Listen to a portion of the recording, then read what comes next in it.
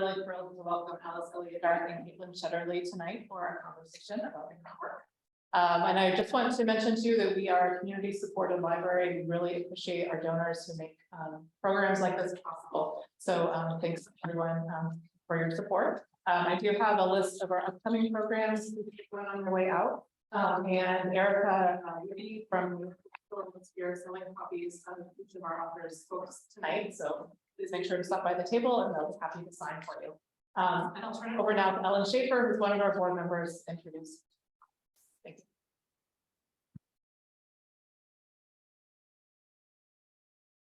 Good afternoon, friends.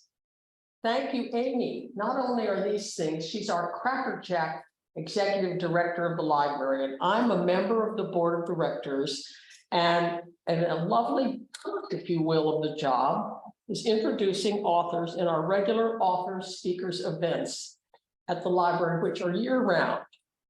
So we're in for a special treat as I present two Maine themed authors in conversation, Elliott Dark and Caitlin Shetterly.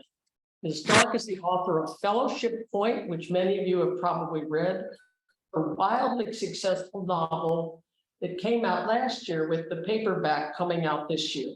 She's also written another novel, Think of England, and two collections of short stories. One of these, and correct me if I'm wrong as I chug along, In the Gloaming was selected by John Updike to be included in his anthology, The Best Short Stories of the Century, and was made into films by HBO and the Trinity Playhouse. She is an associate professor in the English department and MFA program at Rutgers-Newark. Caitlin Shetterly is a Maine-based writer and theater director whose themes focus on the environment, family, food, motherhood, America, kind of covers about everything. And one well-known book is Peter and Alice in Maine. As you see, the format is conversational with plenty of time for questions. And I'm especially eager from a personal point of view to listen to the program because my August book group is reading Fellowship Point, and I hope to get some insights and brilliant observations.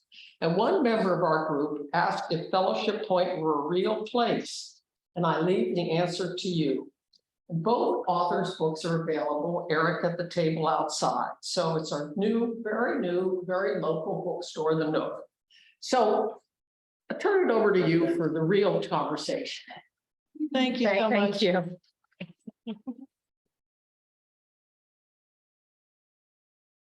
Thank you so much, and thank you so much for having us here today. It's wonderful to be here, and especially with the sun, which we haven't seen much of lately.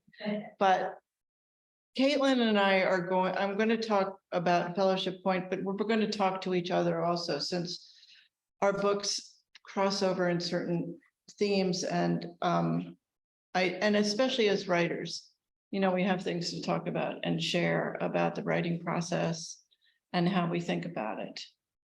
But first of all, maybe I'll introduce Fellowship Point, and how many people have read it?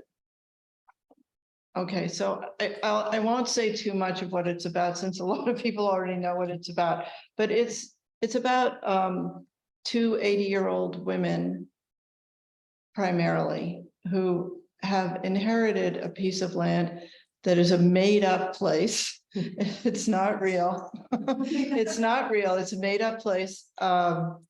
And they're both 80 years old in the year 2000, which is when the book opens. And one of them, who's named Agnes Lee, who is really sort of the largest character in the book. She is facing mortality in a real way, not just because she's aging, but she has had a recurrence of cancer, which is very minor part of the book because she doesn't pay attention to those kinds of things very much. She just does what she has to do.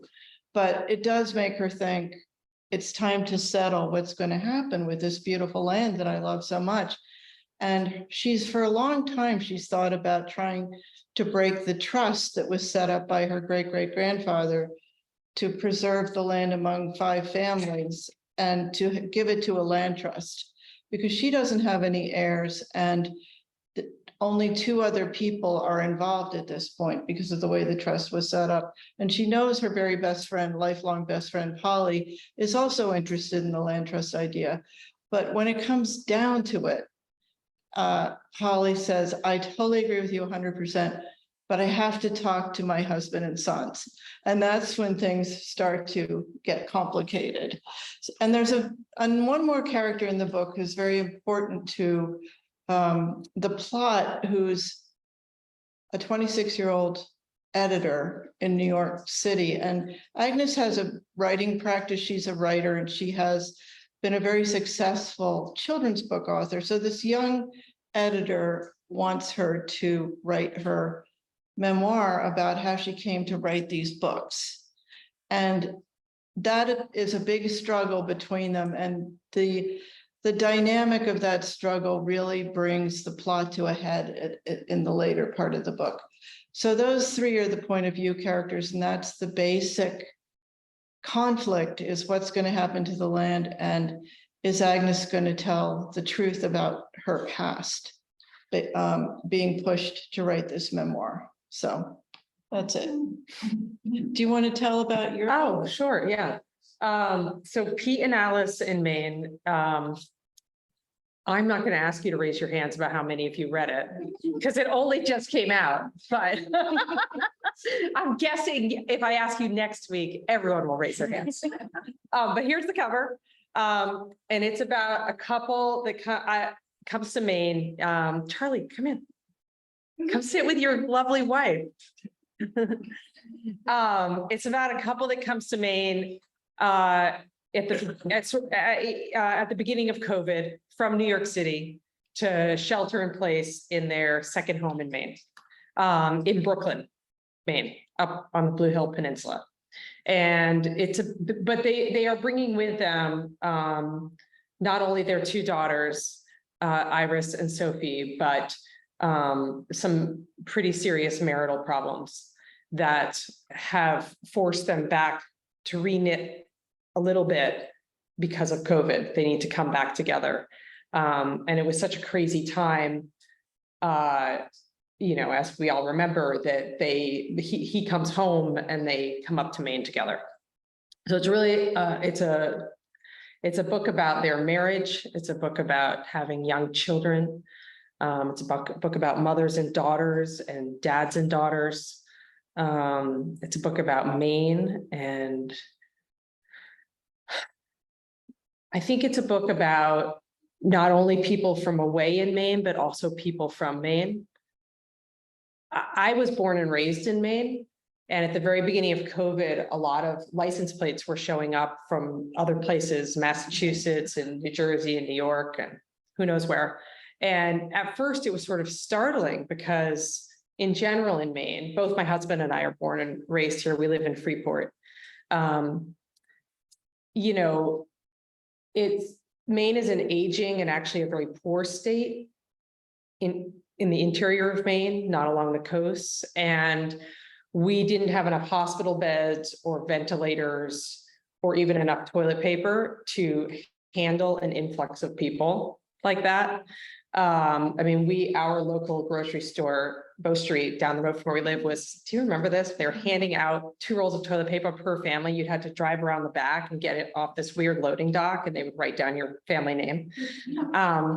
And, woe to the family that came back before their allotted time in a desperate situation or anything.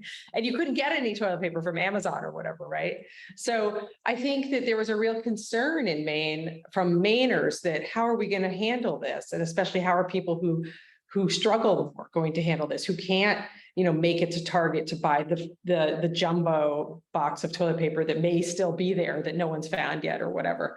So I was really interested in that question. And so in April of 2020, so our kids were home, we were homeschooling. And I had, this is sort of a long blah, blah, but in February, we had all kind of heard about COVID, right, in China. And I remember thinking to myself, yeah, that's coming here. And but I thought it was gonna be like the flu and, be a couple weeks. So I said to my kids, sort of as we transitioned from dreary February to dreary March, I said, it's probably this thing's gonna come and you guys might be home for a couple weeks. So is there anything you'd like to do during those couple weeks? We'll learn something new. And my older son, bless his heart, said, well, I want to learn French. That was great because I, a million years ago, lived in France and maybe could teach him oui and non. And I was interested in that. I thought we'd look at maps, we'd do some French cooking, things like that. My younger one said mummies and, Egypt and mummies. So I went to the library book because three of us, my older son and my husband and I all had library cards. And I took out 150 books, 50 books on each card. And I put them in my office with a blanket over them and hid them. And then in the meantime, I cleaned our whole house. My husband kept coming home during his lunch breaks, taking things to the dump. This does matter to this story because this is a circuitous way of telling you that in April, we had our kids home. We had dived full bore into Egypt and French Fridays. And I was standing at the fridge one night looking in for some probiotics because all of us were taking tons of vitamins in April of 2020. And this voice came to me and the entire first page and a half of the book just sort of came into my head. And it was someone named Alice who was coming from New York and she wanted to come to her second house. She was coming with her husband and she needed to find refuge. And what happened then was this process of trying to understand that we all need refuge in different ways and what would Maine mean to somebody else coming from away. And that was a really wonderful journey for me in empathy and understanding and how the world is changing with climate change and that you don't just need refuge just because you can. Sometimes we need refuge for lots of reasons and we need to feel safe for lots of reasons. And so that's where the book started. And unfortunately, I said to Alice, I said, no, not right now. I am teaching my kids French and about mummies, and I do not have time for you right now. But I went upstairs anyway and wrote down what she said. And then the next day I woke up and there she was again, talking to me. I thought, oh boy. So I wrote down that and I told my husband, he said, well, see where it goes. So that's where the novel began. And I was interested initially in Alice's book, not only because Alice and I knew each other from years and years ago. Mhm. What year was Updike's book of the best stories of the century? Was that pre or post I can't remember. So in 2001, right after college, I published a book I called think it was around the same time. I published a book called Fault Lines, Stories of Divorce that I didn't write. It was American short stories, what I considered to be America's best writers, writing on the subject of divorce. Alice had a story in my book and we met and we actually did a few book events. Yeah. So then 20 years later, here comes this book and my kids go to a Quaker school. So I was really interested in the Quaker thread that runs through the book. And I was of course interested in the process of getting to this book because one of the things you were out there talking about was how long it took you to write the book and why. So that was an interesting connection. It took me longer than it took you. I mean, I started in 2011 and I finished 2017. And then I edited it with my editor for 2 years. And it was really done in 2019, but the book kept getting pushed back for various reasons, as happens with publishing. And it was, in a way, it was good because by the time it came out last summer, I was able to do in-person appearances. Yeah. Which I wouldn't have been able to do if it come out in any of the years before. If it come out in 2020 or 2021, I wouldn't have been able to do that. But it is true that during my semesters of work, I cannot keep a big book like this in my head. I can write shorter pieces, something like a short story or an essay. And I have this Substack now, which I write pretty much every weekend, maybe every other weekend, just a short topic, usually about writing. And that is very fun because it's regular and it's brief and I can easily do that while I'm working. But this has so many characters and so many moving parts that I was not able to work on it except in the summers. So it did take years. Well, I think that's a great entry point to kind of what we wanted to talk about, which if there were a subject headline to this talk, think we talked about maybe calling it the fourth thing, which comes from something Alice said. She wrote a Substack on July 9th, and her Substack is called Alice on Sunday, if you're interested in receiving it. But she wrote that it's often about writing, reading books, and anything else you might have come in contact with that week. Yeah. Sometimes it's just something that I'm mad about. Right. And you wrote on this July 9th Substack, something that I've been going around and saying at all of my recent author events when they asked me, well, how did you do that when you had your kids home and you taught them, homeschooled them for a year and everything else? And I say, well, I'm going to answer this backwards again, but Alice wrote in her Substack that it's possible to do 3 things well, she said, but not 4. And so what's fascinating to me is that she grouped these things like this: kids and pets, right? Things you're taking care of, 1. 2, job, some other job, being a professor. In my case, I work for a French magazine, part-time. And then 3, she put home and relationship. So your household and your relationship, because you have to negotiate with each other to make the household somewhat livable, I guess. And then the 4th thing would be writing. So the question is, which one of those is going to go, right? Well, I can tell you right now, it's my house. My house is a house. And so it's been interesting going around talking to people, and every single book talk I've done since my book came out on July 4th, I've brought this up, and this whole idea of, especially as women, that you probably are not going to be able to do it all. And that's a lot about what's going on in Pete and Alice, is that Alice is a Gen X woman like myself, who was sold this idea that she could do it all. She believed she could, as a daughter of post-feminist daughter. I don't know if her mother would necessarily have considered herself a feminist, but a post-feminist daughter. She thought that she could have the job, the education, the beautiful kids, do it all herself, not need a nanny, and keep the career, and be a great wife, and have this husband who she's still attracted to, and somehow love her life. And it turns out she's totally lost and doesn't love her life. So I'm really interested in this question of why do you think we can do 3 and not 4? Because I think you're right. I'm not able to do 4. I think I started to, I've always thought about it. It was really true for, let's say, 20 years, that all my conversations with my writer friends were, when are we going to do it? When are we going to do it? There's not enough time. There's not enough time, because we had 4 things, and there just wasn't enough room. And the easiest thing to say no to was the writing, Right? Because you can't say no to children. Obviously, and you can't say no to your job. It's writing. No one's asking you to do it. That's the hardest thing. No one's asking you to do it. It has to come from you, all that motivation. And if all these other things absolutely have to be done, and you have deadlines for them, they take, they come first, whether you want, they might not in your mind, but in reality they do. And it's no accident I began this book the year after my son graduated from high school. It was like, he's not home anymore. And all of a sudden, I'm down to 3 things. Right. And it made all the difference. Did you still have a pet? I always have pets. Okay. I always have pets, but it wasn't pet and children, which is no, exponentially. yeah, I put them in the same category, Right? Because they take up mental space.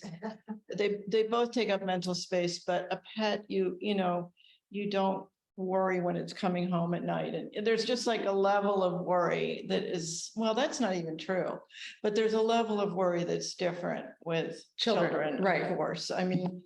Yeah, I didn't write that to exactly compare them. Well, I wanted to add one little thing, which was that in between the book Fault Line, Stories of Divorce, which Alice was in, I wrote an introduction to that, by the way, but I did not have it. It's fiction, and it grew out of my college thesis. And it has America's best writers writing on the subject of divorce. So Alice is in company with John Updike and Ann Beattie and Richard Ford and Grace Paley. So terrific.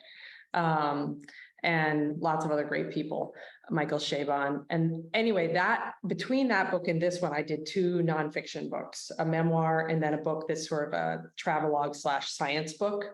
And you're right, no one is waiting for you necessarily to write a novel. And there aren't no one's saying, oh, you got to finish that novel. But with nonfiction, which is why I really wanted to be writing fiction for all those years. But nonfiction, if you sell the idea and people give you real money, they certainly are waiting for that. Yeah. Yeah, it's a different thing. But with fiction, it's sort of this, well, you have to write the entire thing and then we'll see if we want it. Well, even if you have a contract, like I did have a contract for this book, but publishers don't believe in deadlines with fiction because it's creative. You know, Mhm. you don't know along the way whether you're going to be able to meet the deadline. So whenever I said I don't have anything, they'd be like, fine. Yeah, let us know when you do. Let us know when you do. I have a contract now for my next book, which is a little bit more intense, let's say. I've never had anybody just say fine to me, just that's maybe Alice gets that treatment, but I don't. Well, yeah, I mean, lots of circumstances involved, but why don't we talk about the characters, like our main characters? Sure, yeah. And how you went about, okay, she came into your mind, which is very similar to me. I'll just talk about mine a little bit and then you can, the first character that came into my mind was Virgil. And then I followed him. He was in Washington, DC. None of this is in the book. This is like part of the whole process. He was in Washington, DC. He was a musician, etc. And then he ended up in Maine on an island way out in the ocean. And then it became winter and he had a small child with him. It became winter. So he came off the island and went to some place. And that place turned out to be Fellowship Point. And then once I was there, the character of Polly came, and Polly is a woman who married young. She married right at the end of college and had 4 children, one of whom dies as a child. And so she has 3 sons and a husband, and she's very much involved in house, home, supporting her husband who had an early career failure that he never quite recovered from. Not a terribly resilient person, but she just backed him all the way. Even though she knows the reality, but that she chose very early in her life to commit 100%. And that's the life she lives. She lives her own commitment, which I really loved writing about a character like that because I saw people like this when I was growing up. And I thought, I mean, I knew sort of that the outside world made fun of a lot of these women for their choices, but I thought these are very noble people. And I wanted to capture a person like that on the page and, sort of valorize a person who can make a commitment and stick to it in spite of a lot of pressures in the other direction. And then her best friend, Agnes, is very, very the opposite. She never married, never had children, lost other members of her immediate family by age 40. And then at age 40, she has a lot of freedom, as very different from Polly, who has such a full schedule of taking care of other people. Agnes doesn't have to take care of anybody from age 40 on. She takes people on that she takes care of, but that's sort of by choice. And she has a writing practice, which is not my writing practice. It's an ideal writing practice. But she is really independent-minded. When people call her a feminist, she says, no, I'm an egalitarian. I believe, you know, she's a vegetarian. She just believes in equality between all living things. So she's independent minded. She's a little bit prickly. But she and Polly are very devoted to each other. And one of the things I loved writing about in this book was their relationship. It wasn't my intention to write the book about their relationship, but it became so alive that people who've read the book have reflected to me that that was the center of the book to them. And I really understand when people say that, because the way that they balance each other out and the way that they choose to live inside that relationship by not confronting each other about many, many things. You know, they were brought up, if you get upset with someone, wait a couple days, just wait, you know, don't have the conflict, don't have the words with each other, because a lot of times those words end the relationship. So they never have said a lot of things to each other that they think about each other. And as you could probably imagine, there might come a moment in the book when that happens.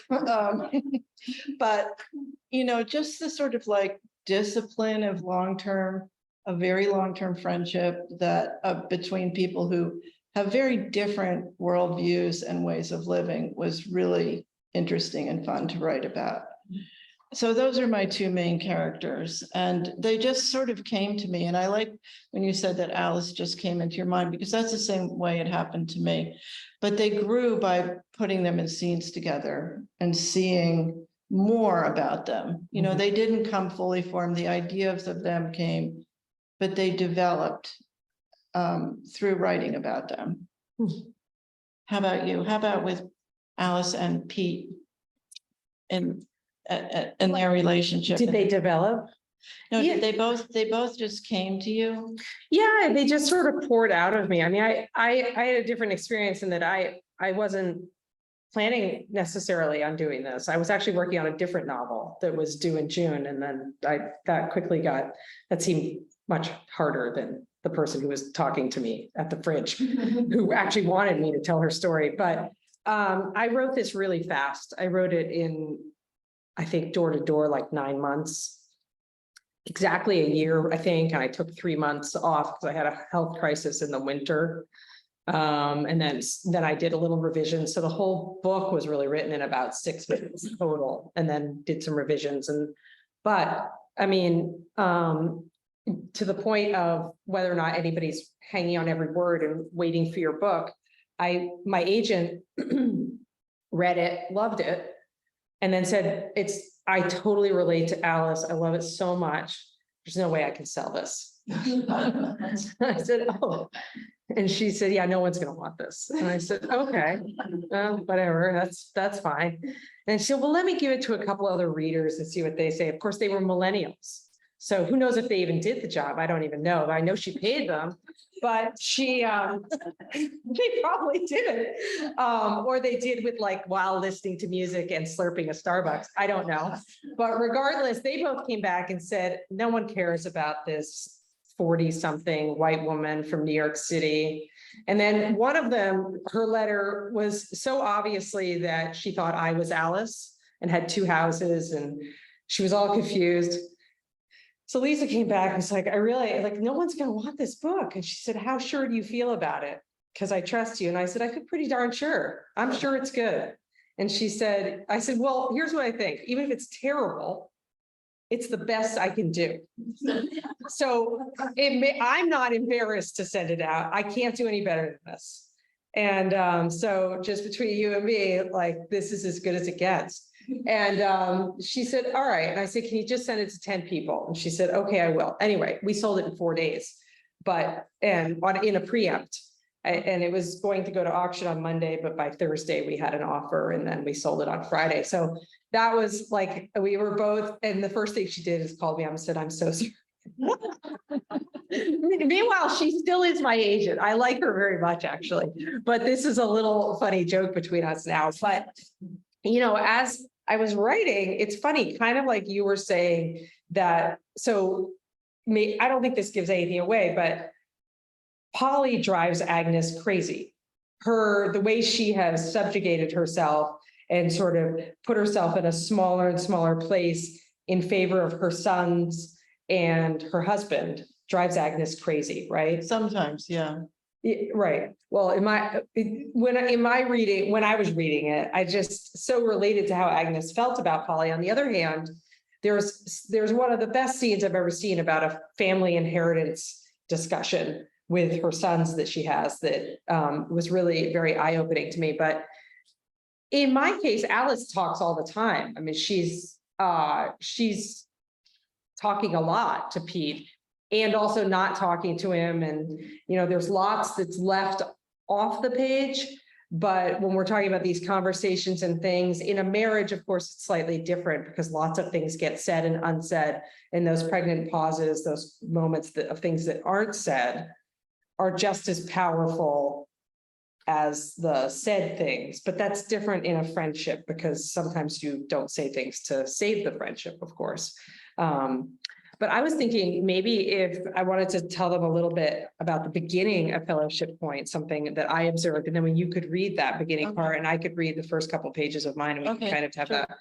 But in your main character, when we meet Agnes in the beginning, she's trying to write a new novel, speaking of writing, and she's stuck and can't write and nothing is coming to her. And I was interested, has that happened to you? Yeah. I mean, it happened to me when I was writing this book. It happened before. It was actually the inception of this book. I was at an artist colony called BCCA in Virginia, where Martha's been many times as well. And I had tried 2 novels after my first novel. I had tried 2 other novels and I could not figure them out. And a lot about writing a novel is really like a math problem. And, it was a math problem that I just couldn't even sort of write the right formula to get on track with it. So I was at this artist residency and I just one day, I'm sure you've all had experience of total surrender in your life where you're just like, I have no idea. I don't know what I'm doing. It could be about anything, but in this case, it was about my writing. I don't know what I'm doing. I don't understand what I'm supposed to do. I'm completely confused and bewildered. It's kind of an overwhelming feeling. And I had that feeling and I just thought, okay, I give up. I mean, it's like a dark night of the soul, in mystical terms, it's a dark night of the soul. It was really a dark night of the soul. And I just sat in this chair in my studio and I could see out the window in this beautiful fields of Virginia, looking at the Blue Ridge Mountains. And I think I sat there for 5 or 6 hours, just like kind of in almost an altered state of really like abjection, but also surrender, complicated. And then that voice of Virgil came into my head. And it was very different than anything that had happened to me before, because it was a completely imagined space. In a lot of my earlier fiction, I had based something sort of maybe on a story I had heard about someone or part of a person I knew, something that was in my world. This was otherworldly. I didn't know any young musicians who had like the kind of goals he had. I didn't know anything like him. And I was very excited because I felt like I had always wanted to have a real imagination, not just to apply imagination to reality, but to just have something come as an imagined entity. And that's what happened with this. And I just followed, I just allowed myself to follow it where it went, because I was so interested in this new way of thinking that I really had never had before. Some people start with that, but I didn't. I didn't start with that kind of imagination. Yeah, it's interesting. Maybe we'll also have time for questions at some point. Oh, yeah, sure. We, Whenever You all plan it, but just, we promise questions. you you can start asking them What You can time? interrupt, it's 5 after 6. Okay, So- maybe like at quarter past. What's interesting though is that you have a character who can't write because she's stuck. And Alice is a theater writer who can't write because she has kids and a husband who's larger than life. He's a big, shiny, handsome, charming finance guy on Wall Street. And he's kind of like her third thing. It's like him, the kid, well, New York. And she just can't get it together. She keeps writing little notebooks and putting them in a bin under her bed. And she's also stuck. So they're both kind of stuck in different ways. I Yeah. think we should each read like the All right. first page or two. And then we can ask questions and maybe we can sort of help people along with some questions as well. All right, yeah, Do you want to start? Agnes has a writing practice. I mean, it'll say a little bit about it, but she has a secret writing practice where she's pseudonymously, more accurately, written 7 books about a group of girls in Philadelphia. It's called the Franklin Square series. And she started when she was 24, and she's written 1 per decade of those books under a pseudonym.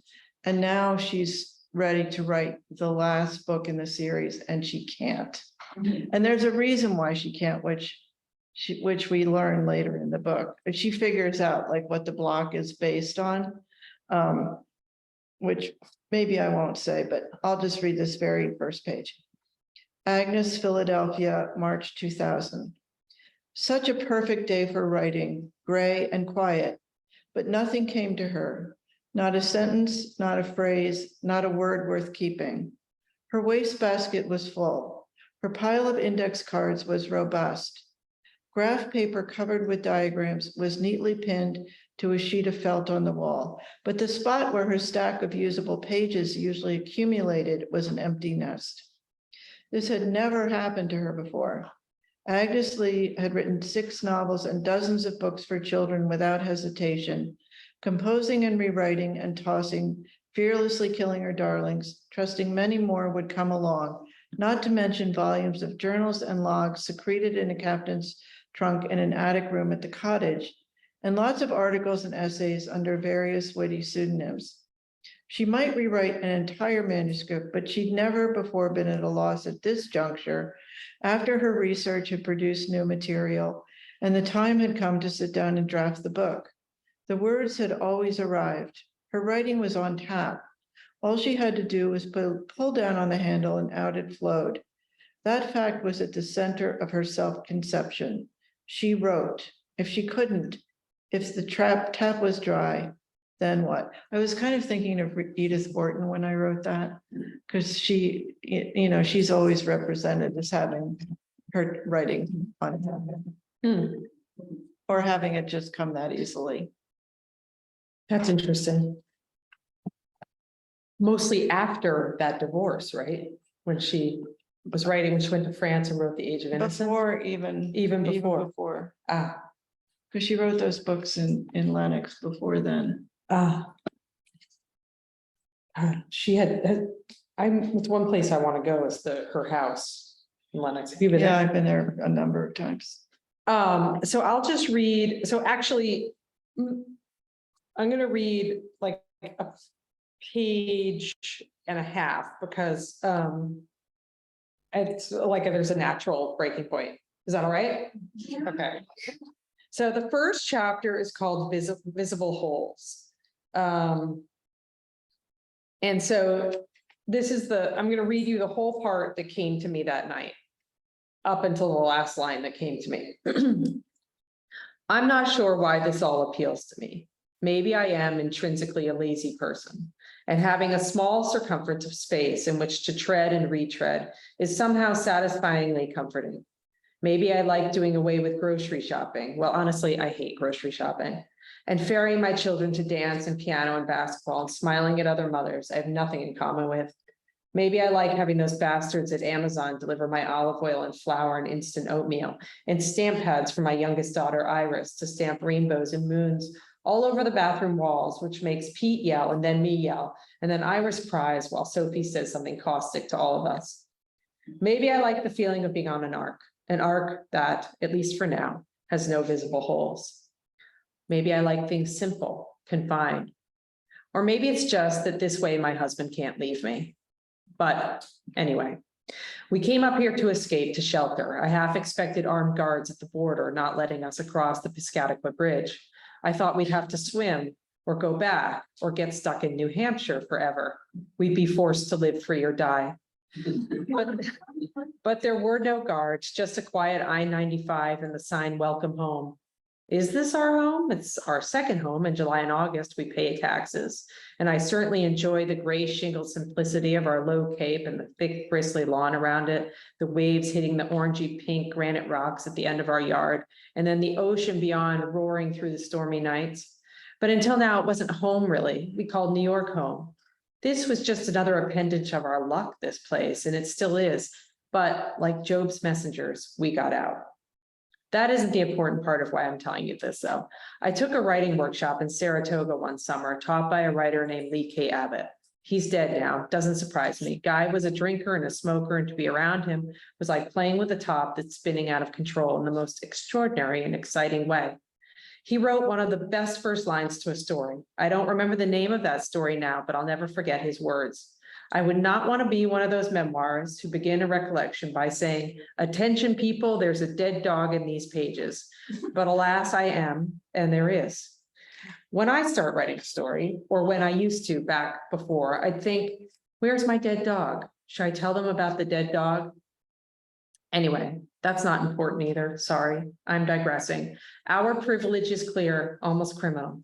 I am reminded over and over of this fact as Iris screeches about Sophie stealing a Lego and then hits her, and Sophie pushes her back against the hardwood floor, and Pete raises his voice and doors get slammed, and then pancakes still somehow appear on our breakfast table for us all to enjoy, even if both girls have sour expressions on their faces.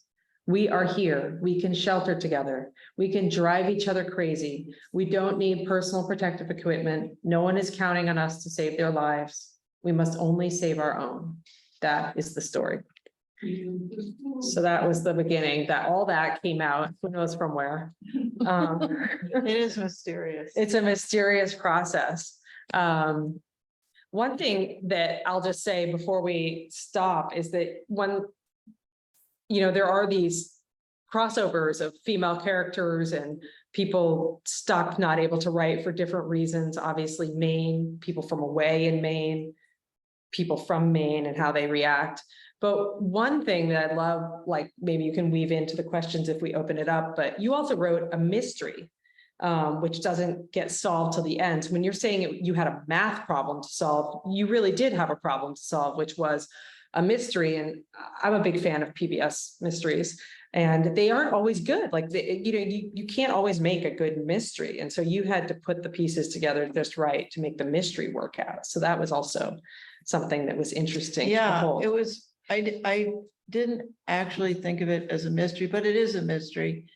And I really was thinking more about 19th century novels and how things recur in ways that seem like suddenly someone's revealed to be someone else, or suddenly there's a big plot twist. I wanted to do something like that because I don't think a lot of contemporary novels grapple with some of those 19th century tropes, which I still love. And I still go back to those books because I sort of crave having something work that way. That's why I think it's sort of interesting that people will call this kind of a novel like a realistic novel. It's so not, it's so like pattern. It's a pattern that comes to a certain point.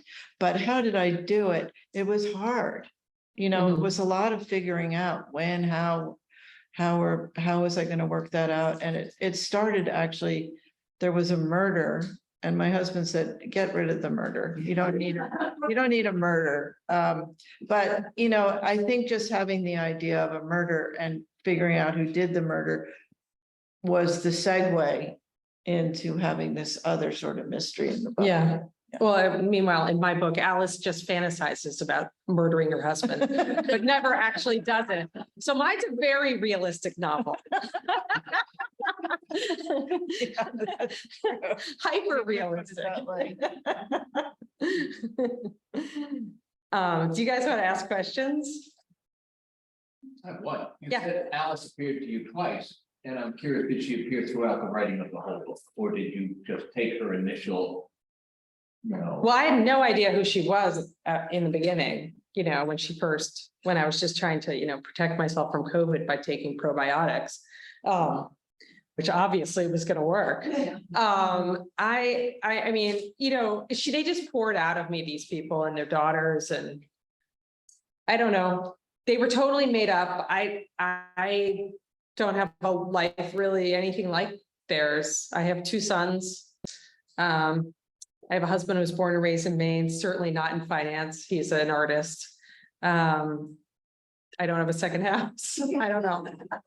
But I loved writing them, and I've known a lot of people like them, and I've known Maine, because at first when they come to Brooklyn, Maine, the locals are not so thrilled they're there.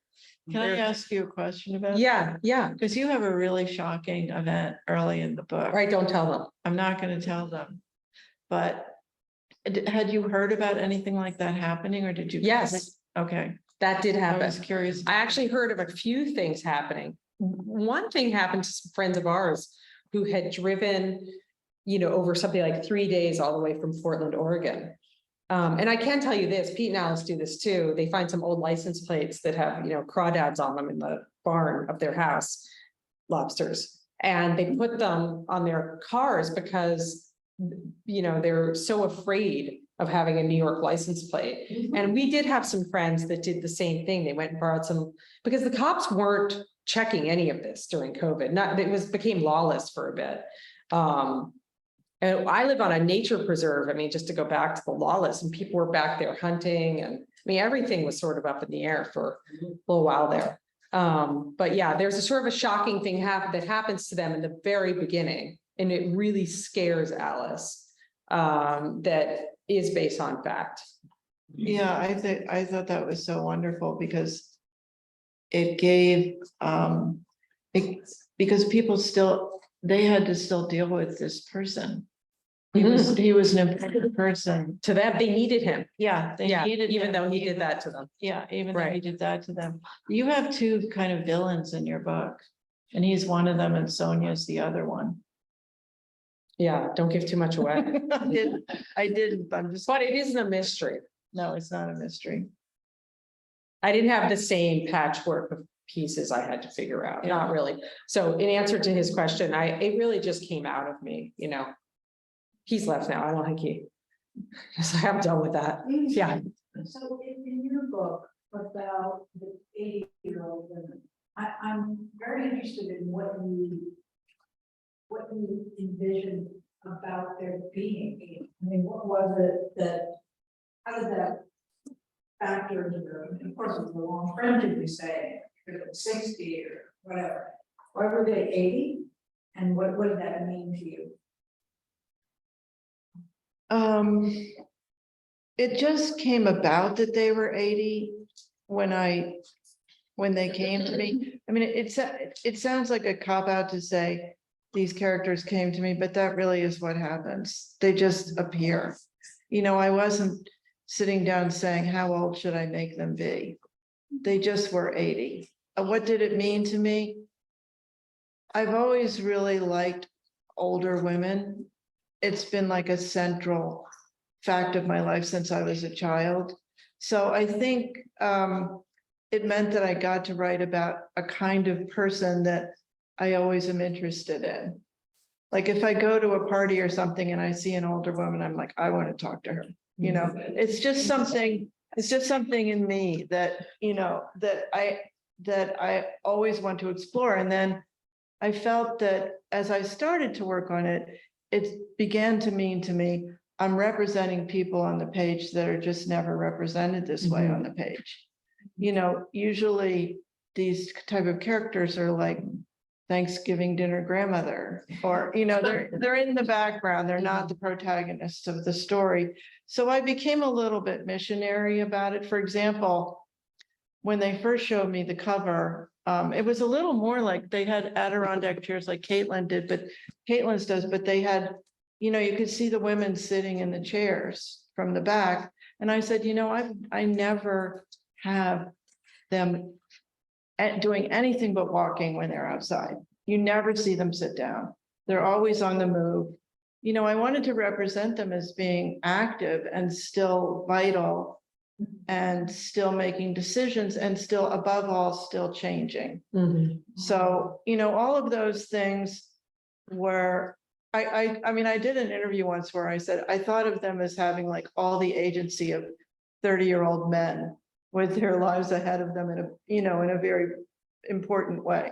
Except So- there's an important detail, which is that when she's stuck with this last book, she's afraid that she won't get out the last book. Yeah, Because she's too, she may not have a chance again.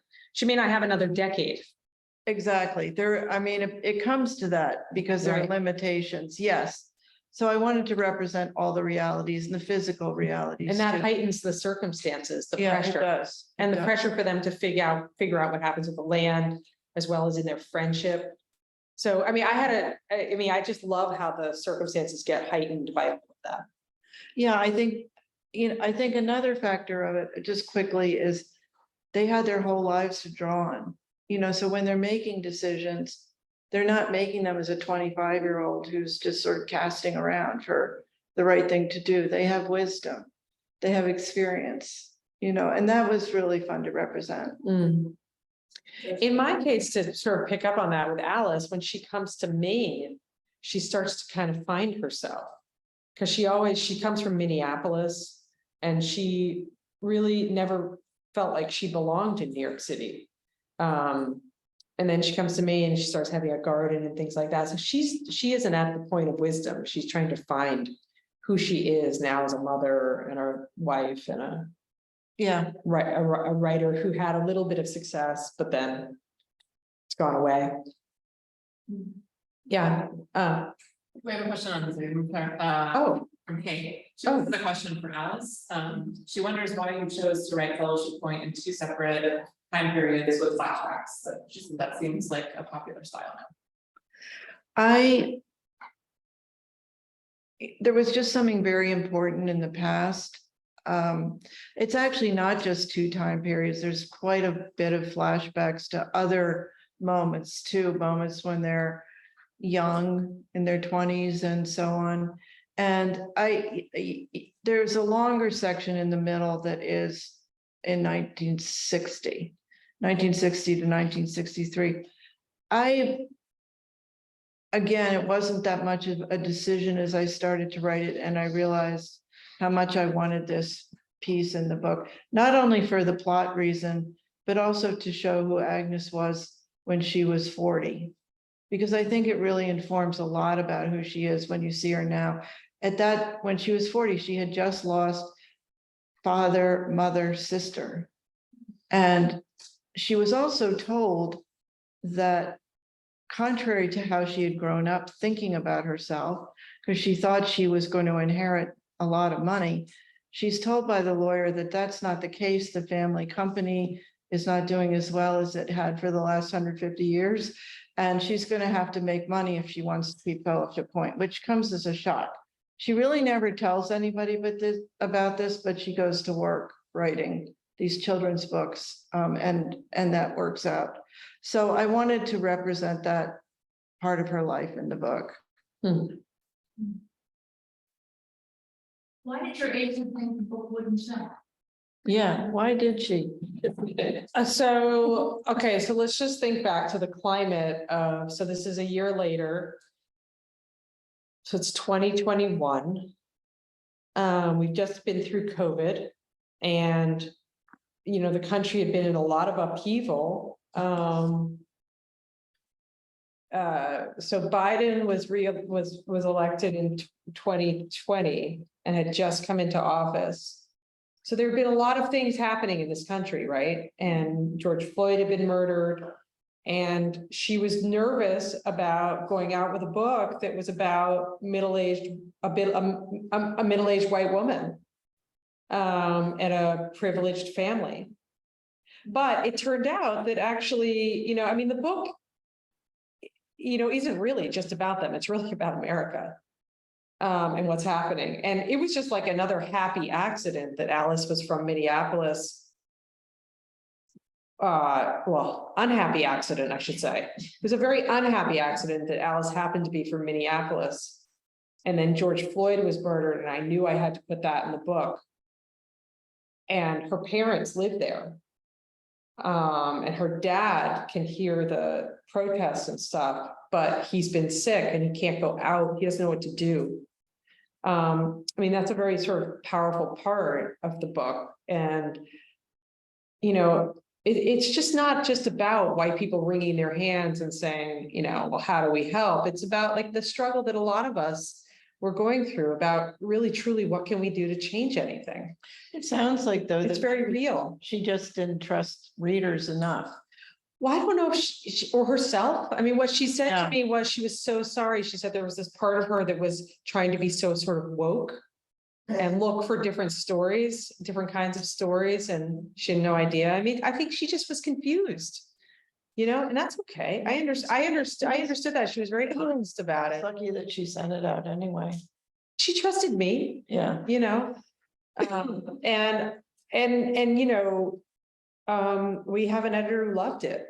So it was great. When my editor, we got on the phone with her, she cried about how much the book had moved her. And, you know, of course we went with her because she really got it immediately. So that was really nice. But she, you know, people make mistakes or are unsure of themselves. And I think it was a very unsure time in our history. And it was hard to know, you know, what to do with white privilege. Right? How old is your age?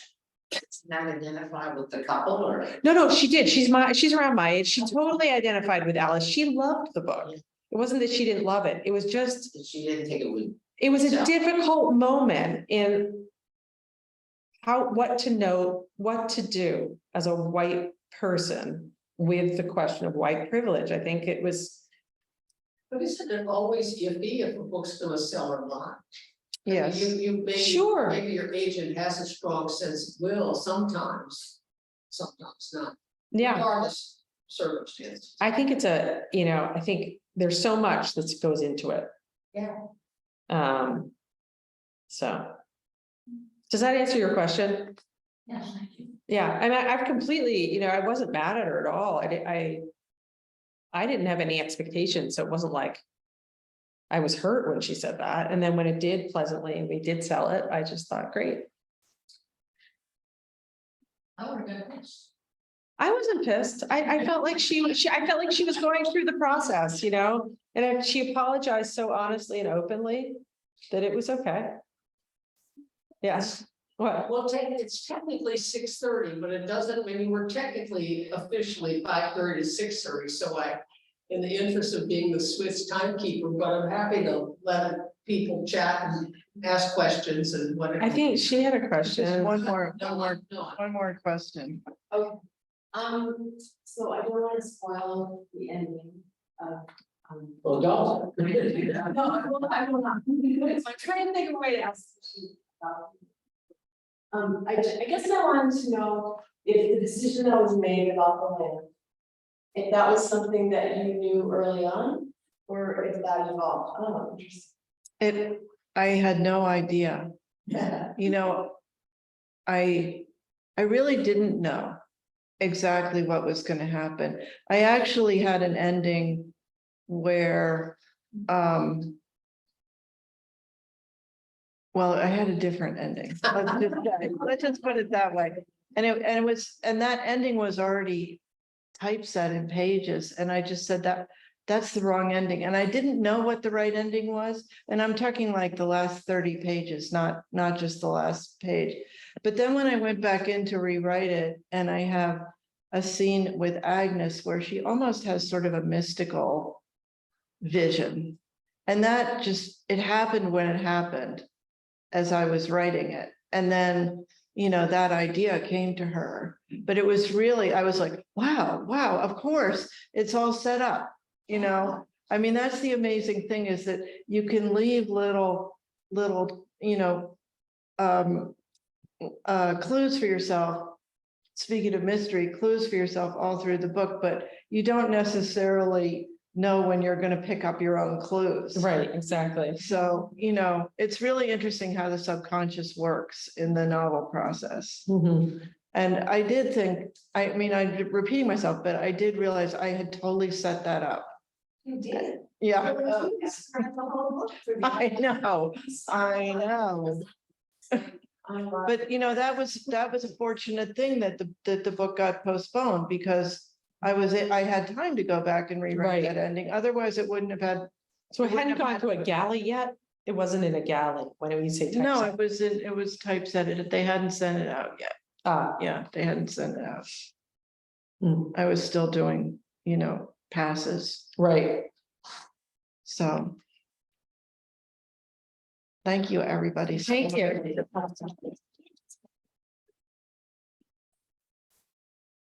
They go on and on, and there's, you know, the books are outside. Do you want to just leave our stuff here and go